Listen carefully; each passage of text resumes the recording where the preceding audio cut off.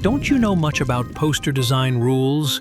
So today we will learn all the rules with a simple poster design. For poster design, we have taken an A4 size paper. We will import the image. You know that this is Jack Sparrow. So for poster design, we will use the rule of thirds. For that we will use Custom Guide. For Guide you have to go to View, go down to Guide Option, and click on New Guide Layout. The layout for the poster is ready. Now we will place our image a little at the center point. We will use a soft brush for masking it so that it matches well with our background. Now you can see how it matches. If you pay attention to such small things, then you will not have to work hard. We will group both the layers. We are going to create a contrasting poster, so let's make the image black and white. I have to use black and white on the group, otherwise I will have to do separately.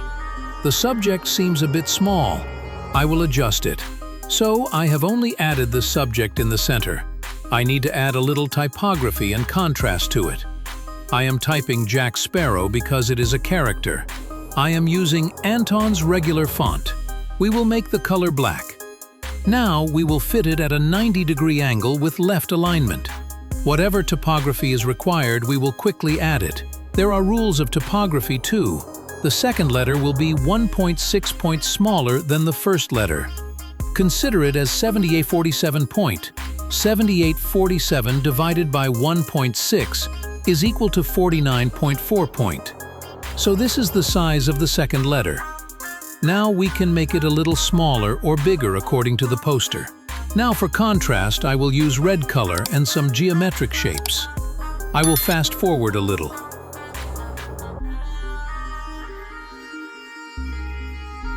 For this smart written thing, we will use white color so that the contrast is added. I will do the same here as well. The poster design is done. Now we will understand how I used the rule of thirds here. Look at the alignment, look at the contrast. After looking at the subject, anyone can tell whose poster this is. Jack Sparrow is the primary focus, then its name, and then this legend. Let's look at a little contrast. See, for contrast we have used red color. If this color was not there, then how would it have looked?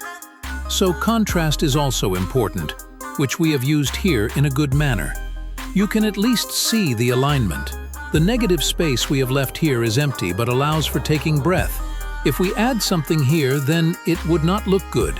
If you need PSD file for practice, then you can scan this QR. If you liked the video, then give a like or subscribe. You will get it in the next video.